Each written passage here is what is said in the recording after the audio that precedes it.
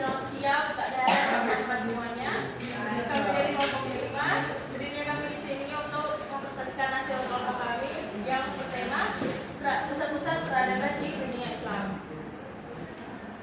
Sebelum masuk ke materi, izinkan kami memperkenalkan diri terlebih dahulu. Dengan saya sendiri Dina Farwa dengan NIM 0706-227 sebagai moderator. Perkenalkan, nama saya Dimon Cerapel dengan NIM 2070609 sebagai pembahasan materi. Perkenalkan, nama saya Mulandren Barat Ismail dengan NIM 2470615 sebagai pembahasan materi. Perkenalkan, nama saya Airi Dara Pusmita dengan NIM 240706075 sebagai pembaca materi. Perkenalkan, nama saya Adi Rahmat Media dengan NIM 240706095 sebagai pembaca materi. Baik, langsung saja kita masuk ke materinya. Setelah wafatnya Nabi Muhammad SAW, Islam menyebar dengan cepat ke berbagai wilayah melalui ekspansi yang dipimpin oleh para khalifah. Dalam proses ini dibentuklah pusat-pusat pemerintahan di kota-kota strategis seperti Damaskus, Baghdad, dan Kairo untuk mengelola wilayah kekuasaan yang semakin luas. Kota-kota ini tidak hanya menjadi pusat administrasi, tetapi juga berkembang menjadi pusat ilmu pengetahuan, budaya, dan peradaban. Kemajuan ini didorong oleh semangat keilmuan yang tinggi, dukungan dari para pemimpin, serta letak geografis yang menguntungkan. Selain itu, Islam kemudian menyatu dengan budaya lokal, menjadikan peradaban Islam semakin kaya dan beragam. Setiap dinasti besar seperti Umayyah, Abbasiyah, dan Utsmaniyah menjadikan kota besar yang berperan sebagai pusat intelektual dan kebudayaan, memunculkan tokoh-tokoh besar dan lulusan ilmu yang berpengaruh hingga kini. Materi selanjutnya dibacakan oleh Pak. Saya akan membacakan Mekah. Mekah memiliki kontribusi besar dalam sejarah dan perkembangan Islam, baik dari sisi spiritual, keagamaan maupun simbolik. Sebagai kota paling suci dalam Islam, Mekah menjadi tempat berdirinya Ka'bah, rumah ibadah pertama yang dibangun untuk menyembah Allah. Ka'bah merupakan kiblat bagi seluruh umat Islam, seluruh umat Muslim saat melaksanakan sholat, sehingga menjadikan kota ini sebagai pusat spiritual umat Islam. Selain itu, Mekah juga menjadi tempat pelaksana ibadah haji yang merupakan rukun Islam kelima dan wajib dijalankan sekali seumur hidup bagi setiap muslim yang mampu. Ibadah umroh juga dilaksanakan di kota ini sebagai bentuk ibadah sunnah. Dari sisi historis, Mekah adalah tempat kelahiran Nabi Muhammad SAW pada tahun 570 Masehi dan menjadi lokasi turunnya wahyu pertama dari Allah melalui malaikat Jibril di Gua Hira. Di kota inilah Nabi memulai dakwah Islam. Meskipun menghadapi perlawanan keras dari kaum Quraisy, perjuangan beliau dalam menyampaikan risalah Islam di tengah ancaman, boikot, dan kekerasan menjadi simbol keteguhan hati dan keberanian dalam menegakkan kebenaran. Mekah juga memainkan peran penting sebagai simbol persatuan umat Islam. Setiap tahun, jutaan muslim dari berbagai penjuru dunia berkumpul di kota ini untuk menunaikan ibadah haji. Momentum ini mencerminkan nilai-nilai kesetaraan, persaudaraan, dan solidaritas global tanpa membedakan ras, warna kulit, bahasa, atau status sosial. Hal ini menegaskan bahwa Mekah bukan hanya menjadi pusat ibadah, tapi juga pusat persatuan umat. Warisan yang ditinggalkan Mekah sangatlah berharga. Keberadaan Ka'bah dan Masjidil Haram tidak hanya menjadi pusat ibadah, tetapi juga menjadi simbol sejarah panjang umat Islam. Perluasan dan pemeliharaan Masjidil Haram menunjukkan komitmen umat Islam dalam menjaga kesucian dan kelestarian. Selain itu, ritual haji seperti tawasai, wukuf di Arafah, dan lempar jumroh adalah tradisi yang syarat makna spiritual dan sosial, serta menjadi bagian dari pelaksanaan syariat Islam. Tidak kalah penting, Mekah juga diwarisi sebagai simbol perjuangan dakwah yang penuh tantangan, yang mengajarkan nilai-nilai ketangguhan, kesabaran, dan keberanian dalam menyebarkan kebenaran. Madinah memiliki peran penting sebagai pusat pertama pemerintahan Islam dan tempat lahirnya masyarakat Islam yang inklusif dan berkeadilan. Setelah hijrah dari Mekah, Nabi Muhammad SAW dan para sahabat disambut di kota ini. yang sebelumnya dikenal sebagai Yasrib. Di Madinah, Islam berkembang menjadi sistem kehidupan yang utuh, meliputi aspek spiritual, sosial, politik, ekonomi, dan militer. Nabi Muhammad mendirikan negara Islam pertama di sana dengan struktur pemerintahan dan sistem hukumnya terorganisir. Salah satu warisan paling penting dari Madinah adalah Piagam Madinah, konstitusi pertama dalam sejarah yang menjamin hak-hak seluruh warga, termasuk muslim dan non-muslim seperti kaum Yahudi. Piagam ini menunjuk sikap inklusif Islam serta menjadi landasan awal bagi prinsip-prinsip hak asasi manusia dan toleransi beragama. Selain itu, Masjid Nabawi di Madinah berfungsi tidak hanya sebagai tempat ibadah, tetapi juga sebagai pusat pendidikan dan diskusi. Dan sinilah lahir tradisi keilmuan Islam yang terus berkembang hingga ke berbagai belahan dunia. Warisan kota Madinah meliputi Masjid Nabawi yang menjadi pusat spiritual umat Islam dan tempat makam Nabi Muhammad SAW serta dua khalifah pertama. Piagam Madinah tetap relevan sebagai warisan intelektual dan menjadi teladan dalam penerapan nilai keadilan, persaudaraan, solidaritas, dan keterbukaan antar umat manusia. Yang selanjutnya ada Baghdad. Baghdad didirikan pada tahun 762 Masehi oleh Khalifah Al-Mansur sebagai ibu kota dinasti Abbasiyah dan segera berkembang menjadi pusat kekuasaan politik Islam yang baru setelah runtuhnya dinasti Umayyah. Kota ini dirancang dengan arsitektur khas kota bundar, berpusat pada istana Khalifah dan Masjid Agung serta dilindungi oleh tembok yang kokoh. Terletak di tepi sungai Tigris, Baghdad menjadi pusat perdagangan, administrasi, dan budaya yang strategis. Keberagaman penduduknya yang meliputi Arab, Persia, Yunani, Yahudi, dan Kristen mendorong pertumbuhan ilmu pengetahuan dan dialog lintas budaya.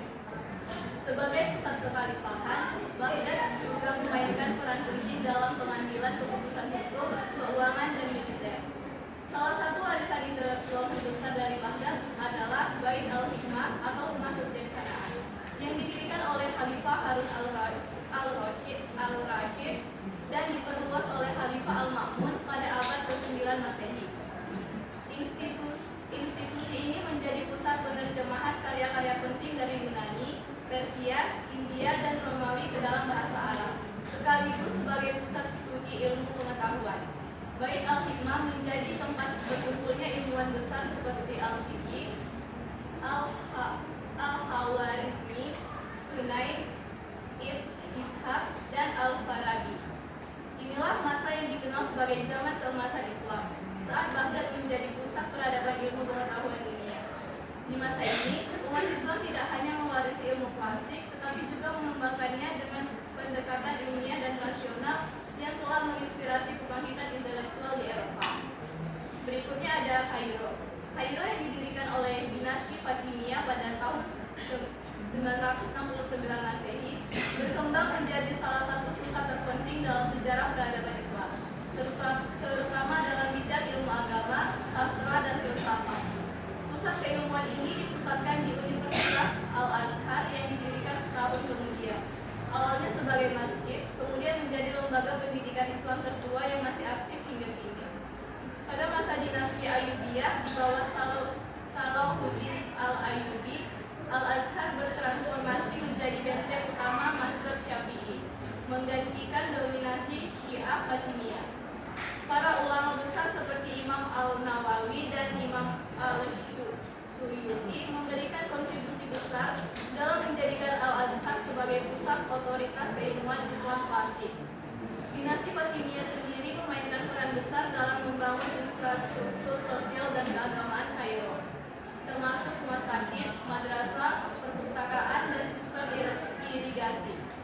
Setelah penjatuhan Fatimiyah, dinasti Mamluk mengambil alih dan menjadikan Kairo pusat politik dan pertahanan dunia Islam. Mamluk membangun madrasah dan masjid megah serta memperkuat peran Al-Azhar, khususnya sebagai respon terhadap ancaman eksternal seperti perang salib dan invasi Mongol. Di bawah kekuasaan mereka, Kairo menjadi jantung intelektual dan spiritual Islam Sunni di Timur Tengah dan Afrika Utara. kemudian ada Damaskus. Damaskus menjadi ibu kota pertama kekhalifahan Islam di bawah dinasti Umayyah pada tahun 661 sampai 750 Masehi. Setelah Khalifah Muawiyah bin Abu Sufyan memindahkan pusat pemerintahan dari Madinah karena letaknya yang strategis dalam perjalanan politik. Sebagai pusat kekuasaan baru, Damaskus memainkan peran penting dalam ekspansi Islam ke Afrika Utara, Spanyol, Asia Tengah, dan India. Dinasti Umayyah juga mengembangkan sistem administrasi yang terinspirasi dari Bizantium dan Persia, menetapkan bahasa Arab sebagai bahasa resmi, serta membentuk struktur birokrasi seperti Diwan Pajak, militer, dan korespondensi.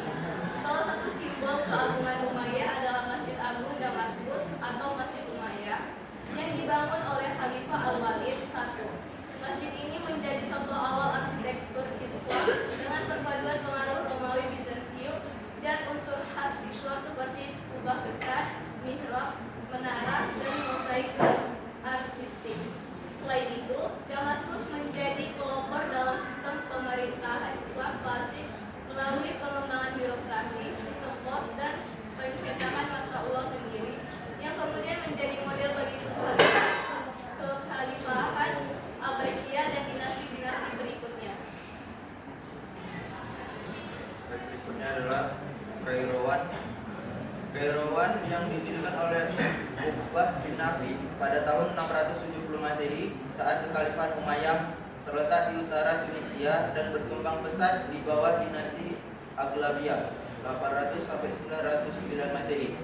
Kota ini menjadi pusat penting pemerintahan, militer, dan keagamaan di bawah Ifriqiya.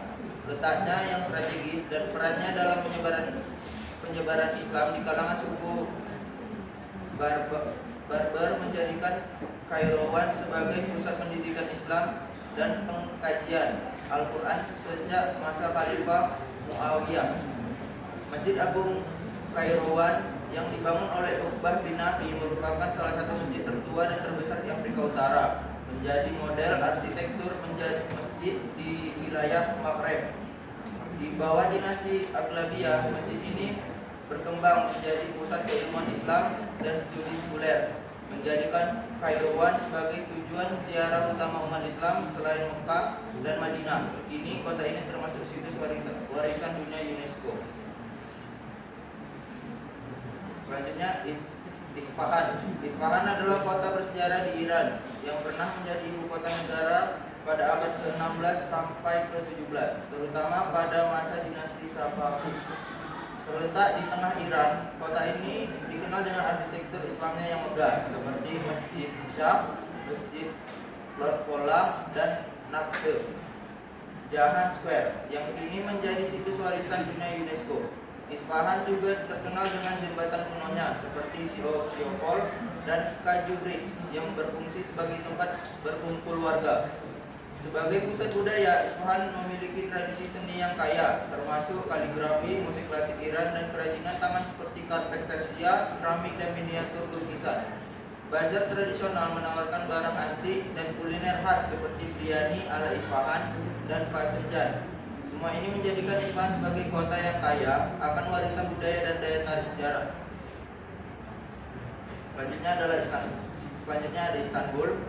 Istanbul yang sebelumnya dikenal sebagai Konstantinopel ditaklukkan oleh Sultan Mehmed II pada 1453 dan menjadi ibu kota Kesultanan Utsmaniyah. Kota ini berkembang menjadi pusat pemerintahan, keagamaan, dan budaya Islam. Istanbul menjadi tempat berkumpulnya ulama, ilmuwan, dan seniman yang mempengaruhi perkembangan ilmu pengetahuan, filsafat, astronomi, dan arsitektur Islam. Arsitektur monumental seperti Masjid Biru, Masjid Sulaimani, dan konversi Hagia Sophia menjadi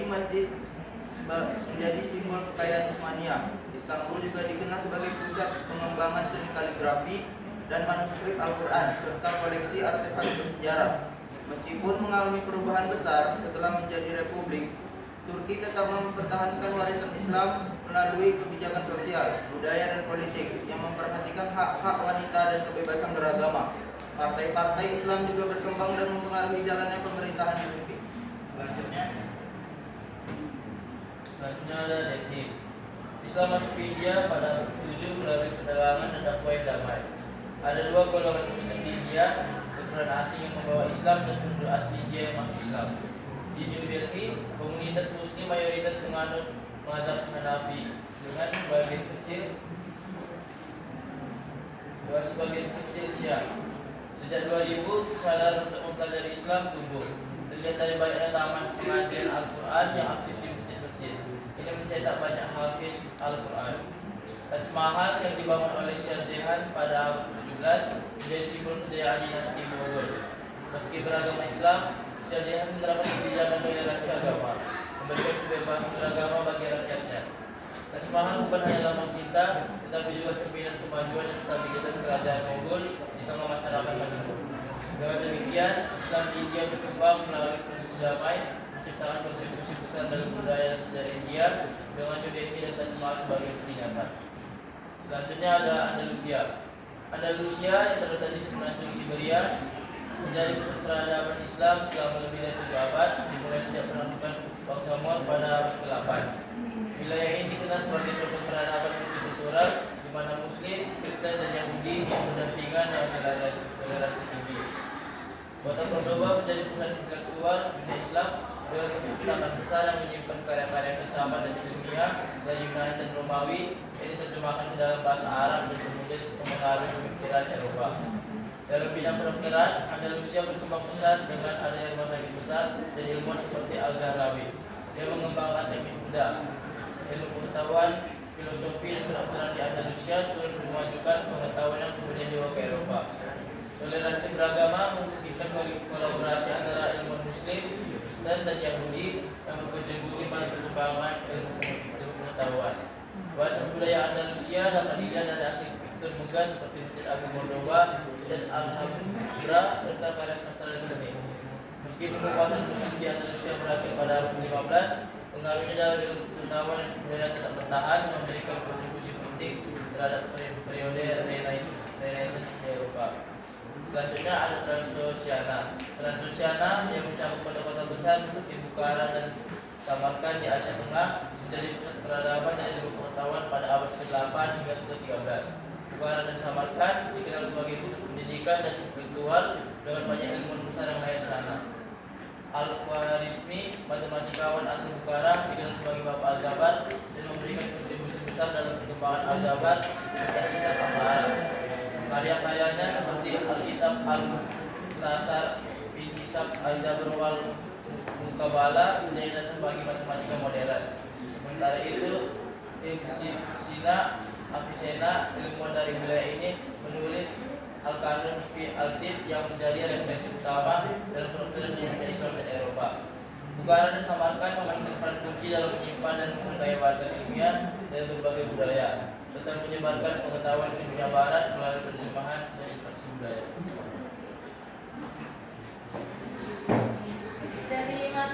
Dari materi yang kami sampaikan, kami menerima 5 pertanyaan. Jika ada yang ingin bertanya.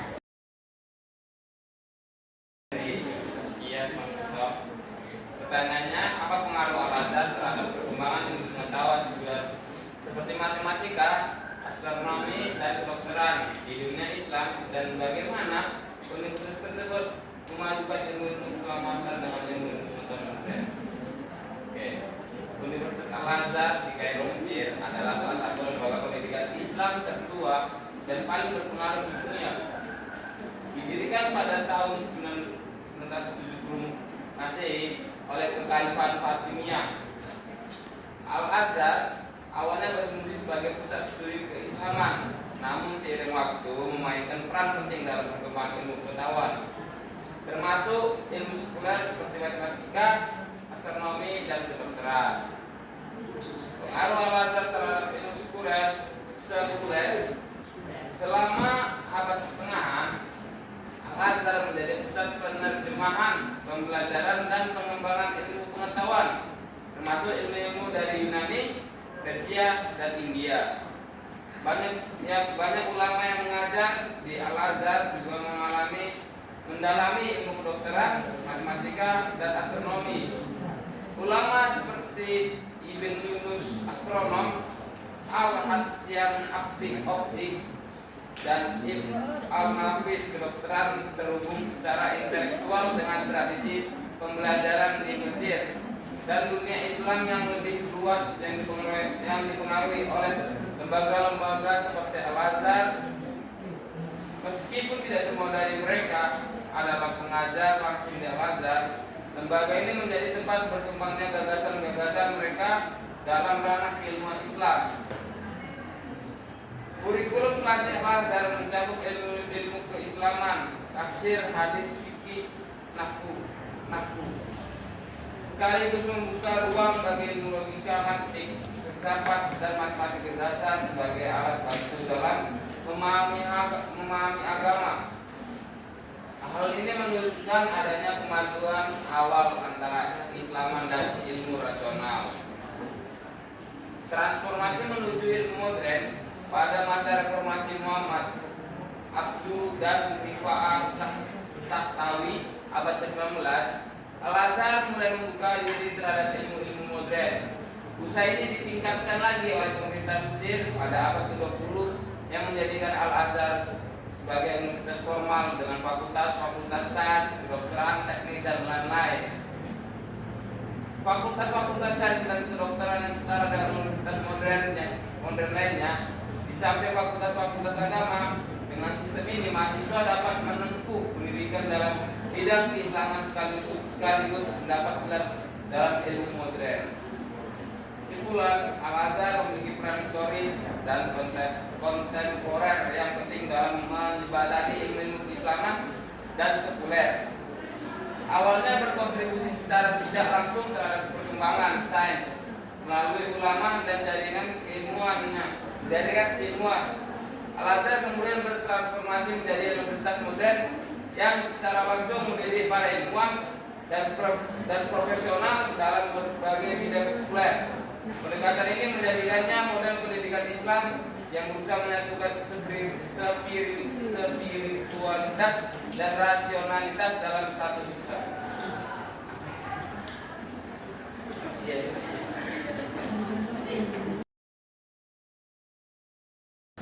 Saya akan menjawab pertanyaan dari Tiara.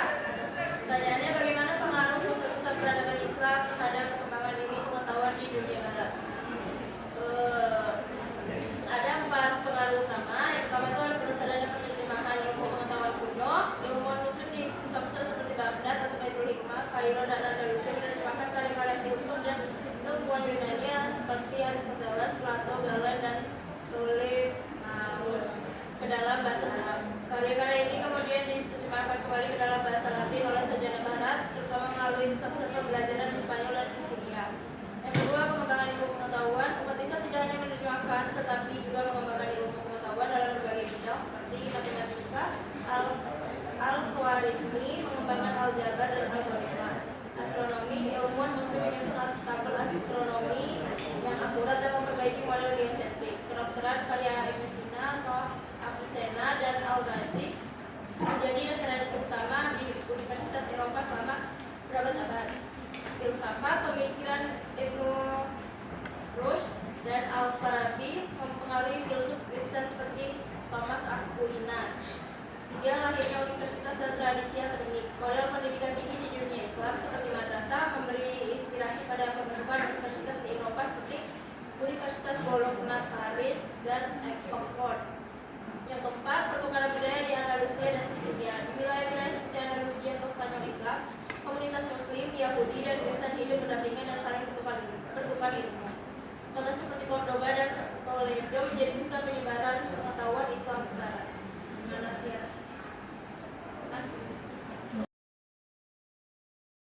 Selanjutnya saya akan menjawab pertanyaan dari Maria. Pertanyaannya, bagaimana pusat-pusat peradaban Islam seperti Istanbul dan Damaskus beradaptasi dengan perubahan politik dan sosial selama masa kekhalifahan? Jawabannya, Damaskus menjadi penting ketika dinasti Umayyah memindahkan pusat pemerintahan Islam dari Madinah ke kota ini pada tahun 661 Masehi. Letaknya yang strategis dekat dengan wilayah Bizantium dan pusat perdagangan dunia membuat Damaskus cocok menjadi ibu kota kekhalifahan. Salah satu bentuk adaptasi yang paling nyata adalah ketika bahasa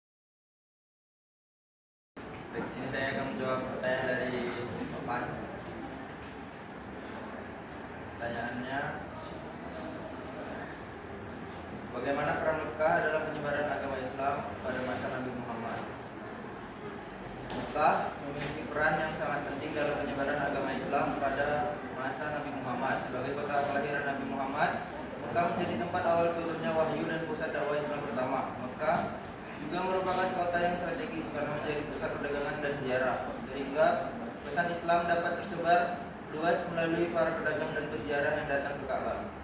Namun pada awalnya dakwah Islam di Mekah mendapat banyak penolakan dan pertentangan dari kaum Quraisy, sehingga umat Islam mengalami tekanan dan penganiayaan. Hal ini mendorong Nabi Muhammad dan para pengikutnya untuk hijrah ke Madinah.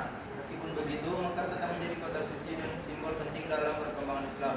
Setelah penaklukan Mekah, Fatu Makkah, kota ini menjadi pusat spiritual umat Islam dan penyebaran dan memperkuat penyebaran Islam ke seluruh jazirah Arab. Apakah jawabannya sesuai? Anda? Akan jawab pertanyaan dari Samuel.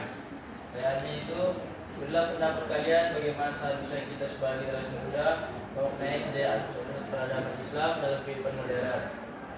Sebagai generasi muda memaknai kejayaan pusat peradaban seperti Baghdad, Cordoba, dan Kairo pada masa keemasannya harus lebih dari sekedar kebanggaan historis. Kita harus menjadi inspirasi dan dorongan untuk berkontribusi nyata dalam kehidupan modern. Ada beberapa cara di sini yang bisa kita gunakan, yaitu yang pertama, meneladani semangat intelektual. Peradaban Islam pernah menjadi pusat ilmu pengetahuan, filsafat, kedokteran, matematika, dan seni. Generasi muda seharusnya meneladani semangat mencari ilmu tanpa batas, berpikir kritis, dan terbuka terhadap berbagai ide tanpa kehilangan identitas keislaman. Yang kedua, membangun etos kerja dan kreativitas. Tokoh-tokoh seperti Ibnu Sina, Al-Khawarizmi, dan Ibnu Khaldun menunjukkan bahwa umat Islam bisa menjadi pelopor kemajuan. Kita perlu menumbuhkan etos kerja yang kuat, semangat inovasi, dan kontribusi nyata dalam teknologi, ekonomi, pendidikan, dan lingkungan sosial. Yang ketiga, ada menggabungkan iman dan sains. Kejayaan Islam tidak pernah memisahkan agama dan ilmu. Generasi muda dapat memaknai ini dengan membangun peradaban modern itu tak berakar pada nilai-nilai keimanan dan etika Islam, namun maju secara ilmiah dan rasional. Akan diterima.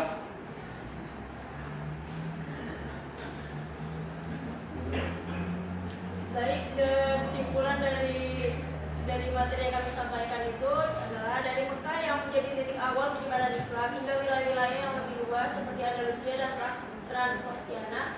Perjalanan peradaban Islam membutuhkan kontribusi besar dalam pengembangan ilmu pengetahuan, budaya, dan toleransi beragama. Di Mekah, Islam dimulai sebagai agama yang mengajarkan persatuan dan kedamaian, serta berfokus pada pemahaman spiritual dan moral.